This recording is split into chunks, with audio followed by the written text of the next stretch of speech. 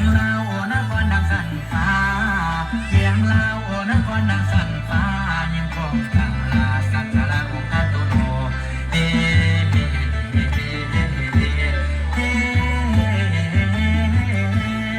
สิโคตะบององค์พระธาตุเลื่อมใสสิโคตะบององค์พระธาตุเลื่อมใสสถิตในใจลาวเฮาทั่วแดนปี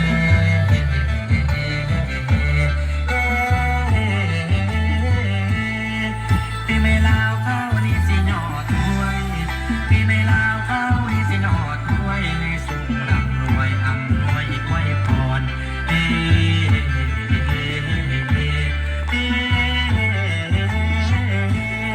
ของประทานน้ำสวยอยู่ทรงขอจงอำนวยอวยใจอยู่ทรงให้อยู่ดำรงคำคุณตาวิชัย